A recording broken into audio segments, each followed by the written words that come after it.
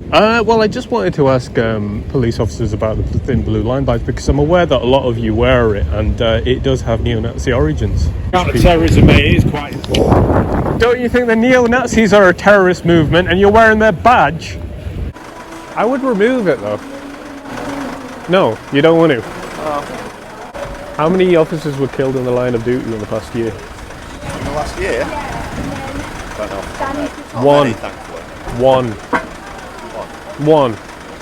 And you're desecrating the graves of about 35 million people who died in World War II just to pay tribute to one officer. You don't have any comment on that? So there will be probably Jewish people seeing this documentary, and right now you're wearing a badge that represents the killing of 6 million, or the extermination of 6 million Jewish people. Is there anything you want to say to those people?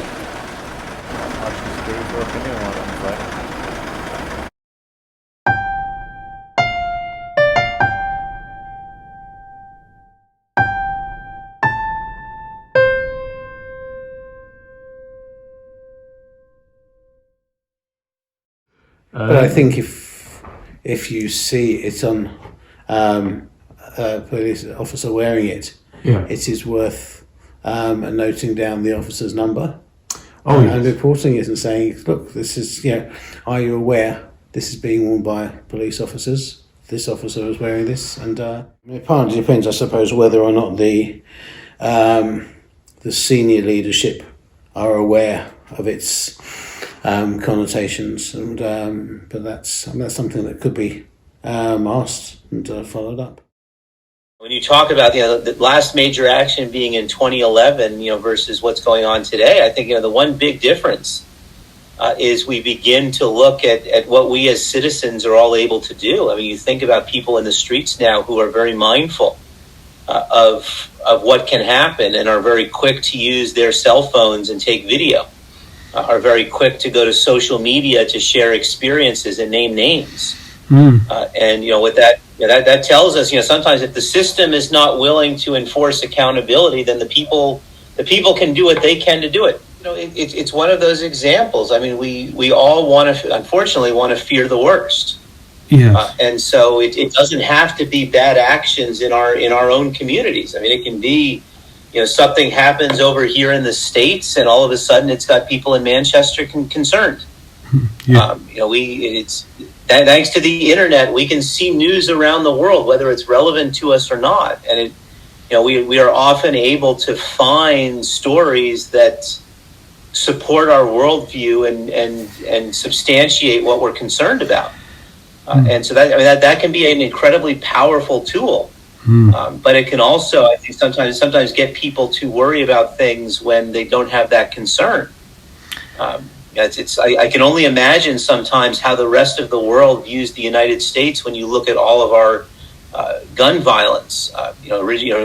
Whether it be handguns or our love of assault weapons as people, and how that looks, and it's how fearful you can be realizing that. It is probably unlikely that your neighbors are going to buy an AR-15 today. I know, living in a part of the United States where I live, that most of my neighbors are probably very, very well armed right now. Excuse me, sir. Can I ask you about your thin blue line badge? You can. Yes, are you aware that it has neo-Nazi origins? It's a different connotation to myself. It's a charity. Thin Blue Line is a charity. It originated in America. But it's a charity to me, who I donate to. Right. That's why I'm wearing So if the swastika originated in Nazi Germany, would you can't reincorporate it though into your... I choose to wear it. Yeah, you choose to wear it. Because cops get PTSD from all the stuff we go to. Okay, so you think of yourself as more important than the public that you're supposed to be protecting? You're going to try and get a rise out of social media. I'm not going to get into it. So that's what I'm going to explain to you. That's why you get a rise out of me wearing a neo-Nazi badge, so take it off, please. You're not going to? Right. Okay. I got your number, I got your... You can put a complaint in, it's my choice. I'm wearing it for a charity. Would you like to give your name? PTSD. I don't, you can get me by my call number. Okay then, alright. Have you got one? Would you like to give your name? Would I like to give you my name? No, I don't want to give my name to Nazis. Oh my God! Burn!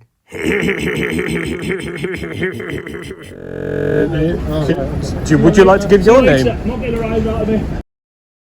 I've really tried my best to kind of speak to these people and say, look, what you're doing is wrong, and they won't accept it, and they've lost that kind of little bit of a hope that, you know, they can, because what the argument that I've given to them is, it's not just my home you're destroying, it's your own home. And you know, it's trying to bring them back from that, but it's like almost impossible, because they're surrounded by people who kind of make them feel powerful and make them feel like they belong and that what they're doing is right, and it is really terrifying. That's when I feel a little bit nihilistic about the future, because it's like if there's no way back for these people, then we're at a loss here, because they're never gonna change their minds. They're never going to treat people the way that they should be. They're never going to be able to integrate back with society, and that is really, really kind of, this is the police we're talking about. They're the ones who kind of are supposed to help society, and so far from what I'm seeing, they're just kind of throwing fire, and you know, it is very, very troubling. I can tell you, I mean, we work with those who are violent extremists each and every day. Yeah. And, you know, I can tell you, you know, when we show them, we believe in what we call compassion with accountability. And when, you know, we look to these individuals to take accountability for their past actions, to acknowledge what they've done is wrong, and to quite frankly, to look to make amends. When they're willing to do that, change is possible. But I think, you know, we've experienced, I think, the same thing that you're describing that you've experienced is often, you know, when you look to confront individuals, you know, when you look to prove to them that what they're doing is wrong, that their ideology is harmful, that can often drive them deeper into the ideology. But it is incredibly challenging. How do you have a meaningful conversation about it? You know, where, you know, you're trying to be respectful of individuals, and, you know, having to have these discussions to understand why they think what they think, when what they think is so abhorrent to you. Those are incredibly difficult conversations to have, but they're conversations that in order for us to be successful as an organization, we have to have each day.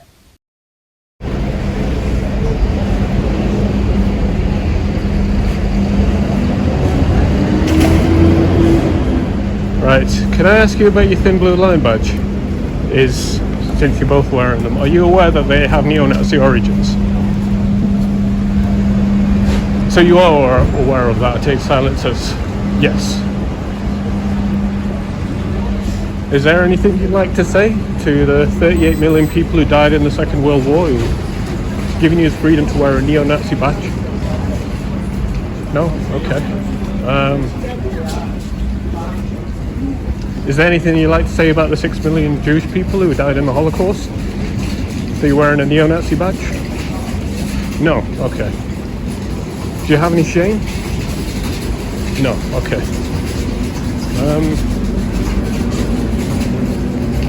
Are you a neo-Nazi? No? Okay.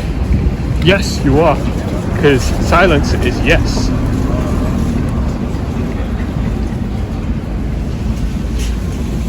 Would you like to be a bit more transparent as to why you're wearing a neo-Nazi badge? No, it's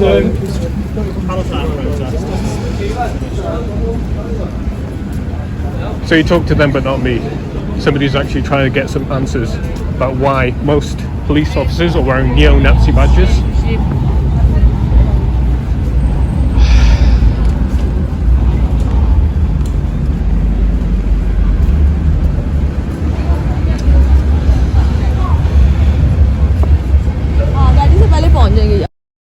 If you look during, you know, the civil rights era in the United States, when Martin Luther King was doing what he was doing, you know, there you were able to see some of the, you know, the blatant racism on display by our local law enforcement and our state law enforcement. You don't see that as much. You see average people that are willing to take it on themselves. And I think part of that is, we've decided that there is really no room for the middle anymore. You're either with us or against us. There's no room for compromise. There's no room for people who are going to moderate their views.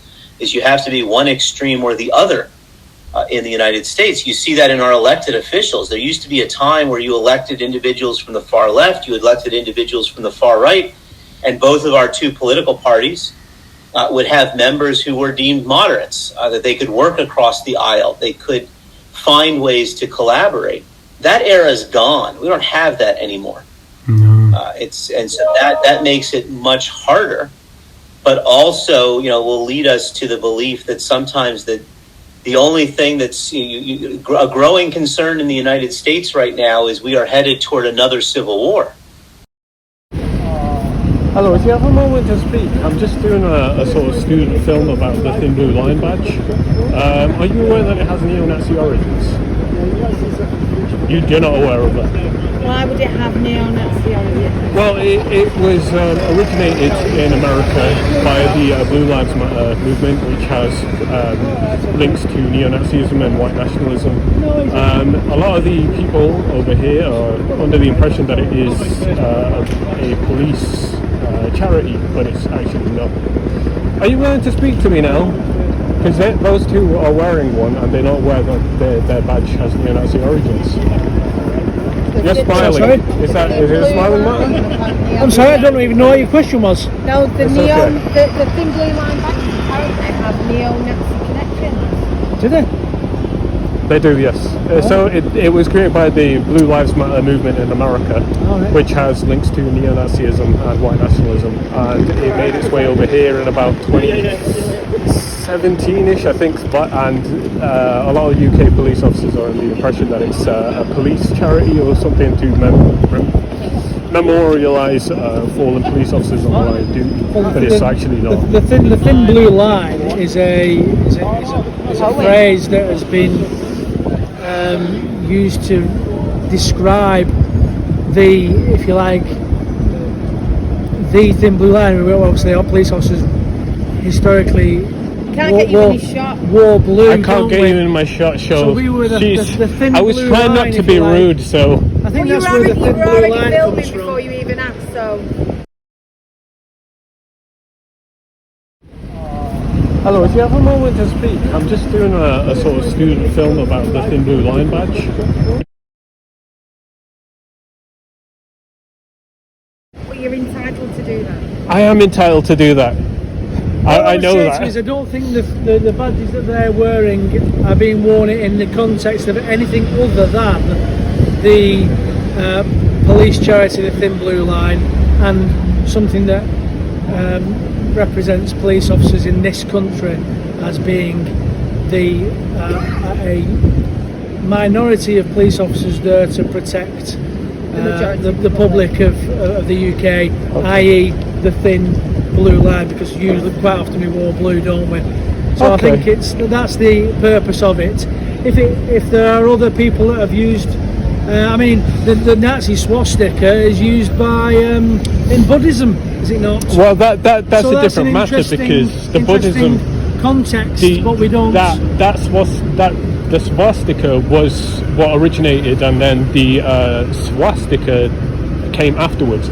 So the Thin Blue Line badge came first, which was the neo-Nazi badge, and then it came here.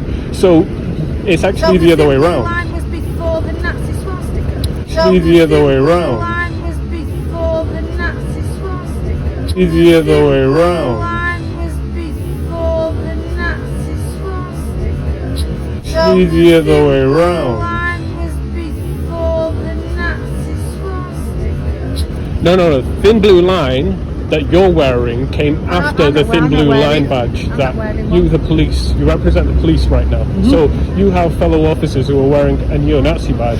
It doesn't matter if you're not wearing them, it's up to you to speak out against them. You can't use the blue wall of silence to, justify Nazism in Britain. That's I don't think anyone's horrific. justifying Nazism. Well, I mean, you should speak out against it. If you're against Nazism or We're against anyism. ism. Thanks, Greater Manchester Police.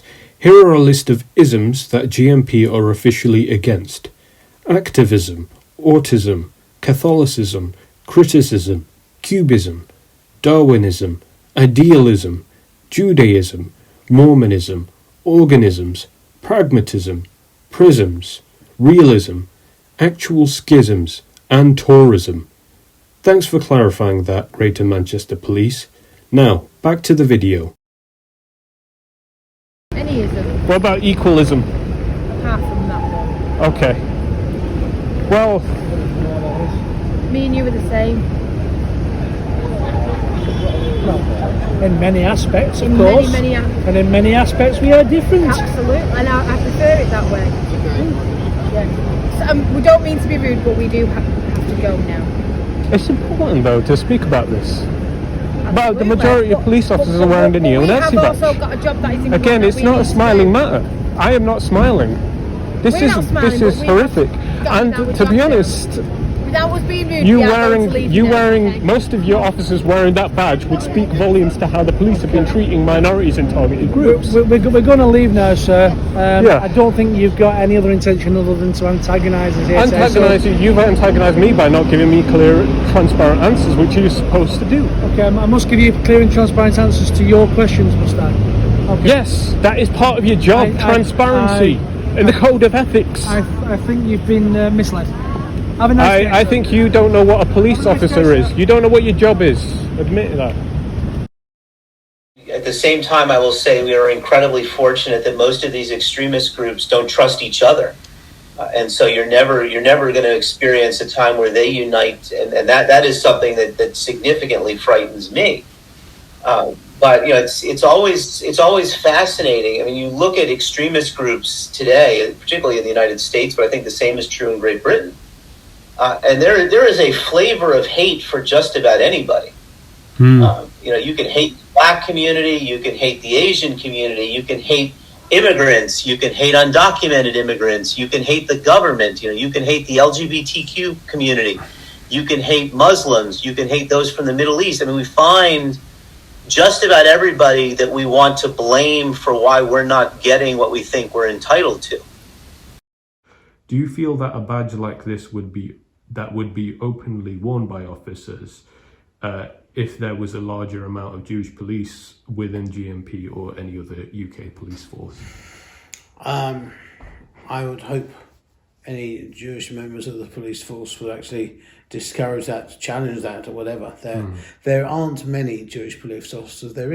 There's a Federation of Jewish Police Officers, or whatever it's called, but there aren't a large number. There are a couple now in Greater Manchester I know of, and one started as one very sort of religiously Orthodox Jew was a member of the specials, I think, and he's now, I believe, joined the main police force. But I knew of a couple of others in the past, but I'm not sure recently. Excuse me, do you have a moment to chat about the Thin Blue Line badge? I'm a film student. I was just making a documentary about it. Do you mind being on? I don't really want to, mate, if you don't mind. Can I point away and still ask you what does it mean to you? No, I'm not going to go into it. You don't want to? No. So you're not aware that it has certain connotations and origins about neo-Nazism? Neo Nazism, right? Okay, that's a new one. Have a lovely day. See you later, pal. Okay, so you're not going to try and convince me that you're not a neo-Nazi? No? It put my conscience at ease, man. Maybe I'm asking too big of a question here because you're not in my shoes, but what would you say to the UK police if you were in my shoes and you saw somebody who had very kind of questionable, a very questionable outlook? How would you try and bring them back from that? Because I've tried to think of everything I can to reach out to these people, but it's never worked. It's always fallen on deaf ears. So. And I think, unfortunately, that tends to be the case, and you often have to just keep at it until you figure out a breakthrough. I think, from my perspective, there are two ways you have to look at this. One is the individual. How is it when you're looking at individual officers that you believe are guilty of this ideology?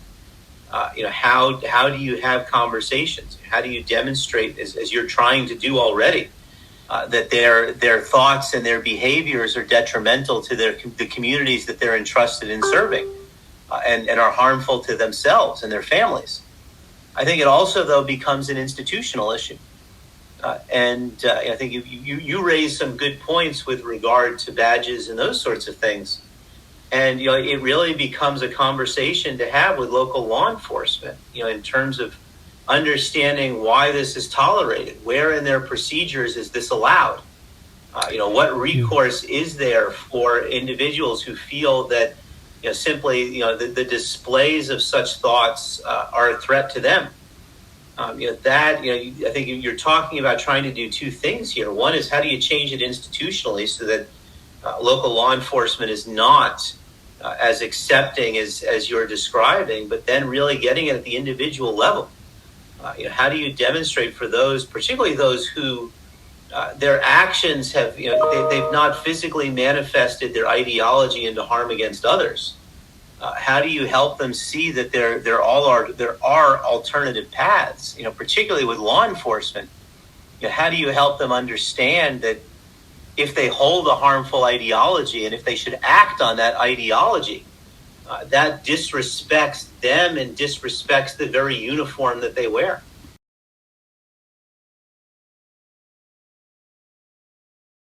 Would you like to walk with me? Because I can point these people out to you. And again, I was told when I asked that a swastika was not necessarily anti-Semitic or disruptive to public worship. That doesn't seem right to me. Okay, so I think the symbol in of itself. It is. Oh my God, film. Please, film. Please, for the love of God, film. It is anti-Semitic. So, is it not allowed? I didn't say it wasn't. Can I just ask the question? I'm just asking a question, I didn't say it wasn't. Can I? If someone is carrying a sign that's a swastika, you said you wouldn't arrest them on the spot. It has to be investigated online. Yes, it is. In what? A swastika in and of itself is not anti-Semitic. There's nothing more anti-Semitic than.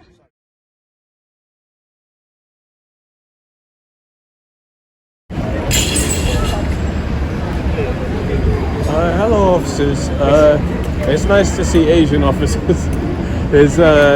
So basically, I'm doing a student film about the thin blue line badge. Do you know what that is? No. Yeah. You do? I know. The thin blue line is emergency services. Okay. Am I allowed to record you, or should I point it away? What's it for? Is it for the? It's just a student film that I'm working on, but it's about the thin blue line badge. So, do you know what that badge is and what it represents? The badge itself. Yeah. That's a thin blue line badge. We're not allowed anymore to wear it. You're not allowed to? Yeah. Who told you? High-ups, yeah. Not anymore. So, when did that order come? Because a couple of years we talked about it. But officers still wear it. Officers do wear it. I've seen. You can see them around, but this is rebellion. That's because obviously it's a charity, isn't it? It's a lot more than that. I just wanted to ask what you thought of it. I didn't want to write too much because some of the officers who wear it get upset. I'll point the camera away if you're not comfortable. But basically, you record it at the moment. I am, but I'll point it away. If you don't want me to use it or be on the. Okay. Well, in regards to that, we have no comments in regards to badges. Okay. All right. So you're not aware that it has Neo Nazi origins. Okay. I'm not going to make any comments in regards to that because I don't know what you're about. You don't know what I'm on about? Okay. Well, I Google it. Just Google it. Okay. Thin blue line badge, UK neo-Nazi badge, and it'll all come up there. But I just. So what's the Nazi origin? How's it related? So basically, the design of it came from your partner's not happy. No, you know what? Actually, that was the best response because instead of backing you up, he's like, no, actually, I want to know more. Because usually officers are like, yeah, I'm standing with my mate. I apologise, we're currently on a job at the moment. I'll answer your friend if you want. You can ask somebody once, by all means, go ahead. If you want. You're the best officer I've met so far, mate. Because you didn't abide by the blue wall of silence. You were like, no, I want to know. Which is human. It's human. You know, He is an example.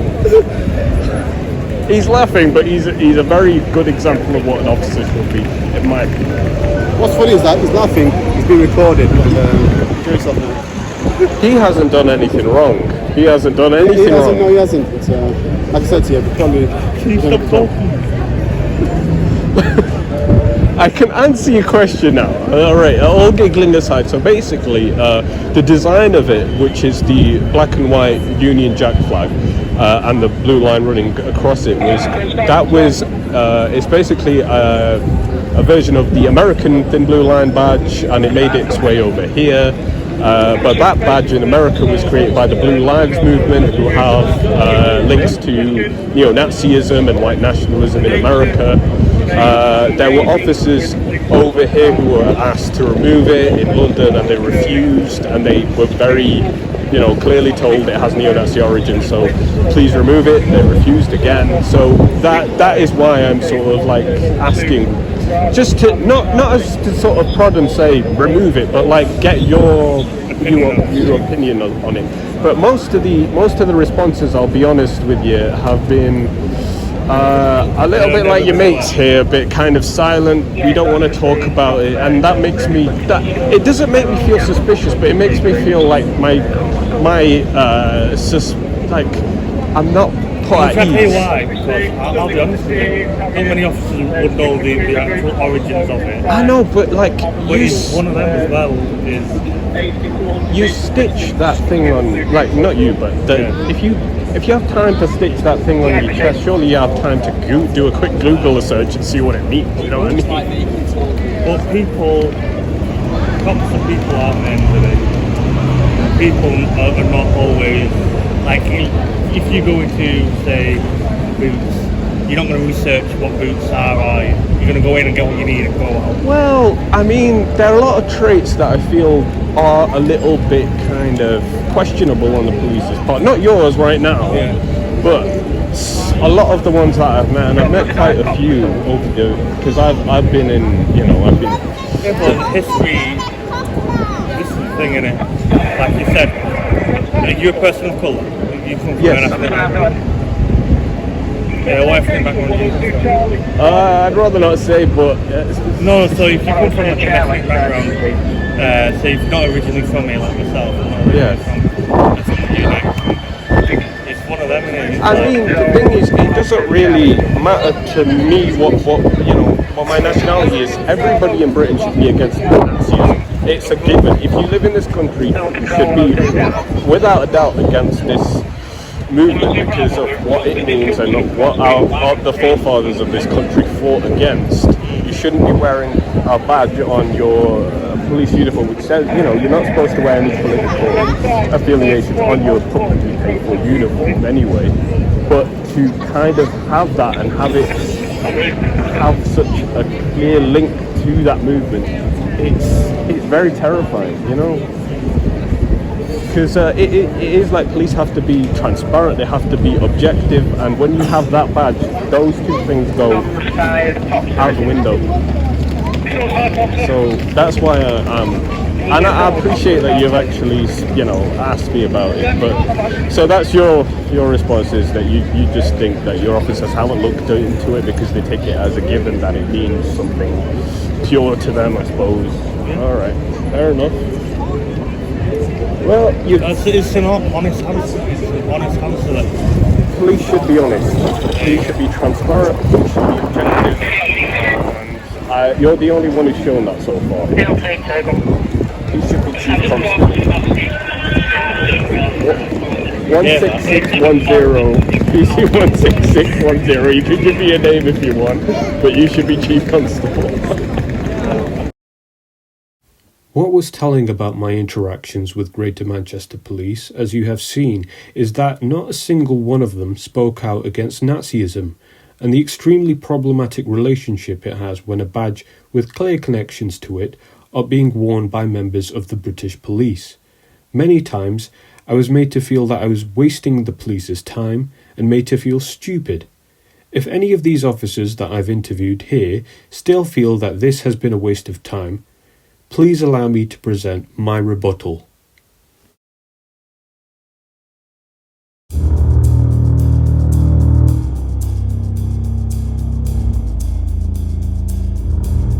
don't want to waste time with yourself. My views of it in this country and why it is a thing in this country are much different to why some people have appropriated it in places like America. I don't think it's serious, mate. I think we've got more serious things that we could probably deal with.